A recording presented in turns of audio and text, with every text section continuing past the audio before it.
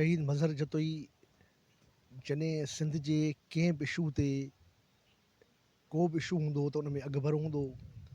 उन कालाबाग जे ख़िलाफ़ु वॾी सगारी जदोजहद कई ऐं उन खां पोइ उन जी तबियत नासाज़ हूंदे बि ऐं उन तहरीक जो वॾो हिसो रहियो सिंधारी कमेटी जे प्लेटफॉर्म तां। पर जॾहिं अॼु सिंध जी सूरत हाल ते नज़र था विझूं त सिंध जी हींअर सूरत हाल ॾाढी ख़राबु आहे।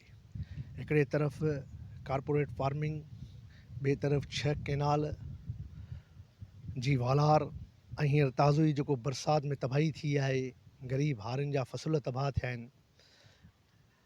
इन सिंधारी कमेटी जे प्लेटफॉर्म तां वरी असां मीटिंग घुराए हिकिड़ी सगारी ऐलान थो कयां त जिदोजहद कंदासीं। शहीद कामरेड मज़हर जतोई जी 27वीं वरसी मल्हाए रहिया आहियूं। शहीद कामरेड मज़हर जतोई जे कालाबाग डैम एक्शन कमेटी जे प्लेटफॉर्म ते ज़बरदस्त कालाबाग डैम जी जिदोजहद कई ऐं एतिरे क़दुरु उहा जिदोजहद सघारी वई जो 10 अगस्त ते कमू शहीद ते वॾो जलसो हो, वॾो धरणो लॻो जंहिंमें कामरेड शहीद मज़हर जतोई हल्को अटैक पियो ऐं उतां पोइ जेॾी महिल आयो ऐं सिंध जी तहरीक में हलियो पियो त मिठी में 23 अगस्त ते जलसो हो जॾहिं सुबुह जो 5 बजे कामरेड खे अटैक पियो ऐं कामरेड शहीद थी वियो ऐं कामरेड सिंध जे हक़नि जे लाइ साबित क़दम रहियो ऐं सिंध कारी कमेटी जे प्लेटफॉर्म तां हारियुनि मज़दूरनि जी ऐं सिंध जे इशूज़ ते तमामु साबित क़दम ऐं तमामु वॾो बुरजस्तो किरदारु अदा कयो जंहिंखे कालाबाग डैम एक्शन कमेटी शहीद जो लक़ब ॾिनो।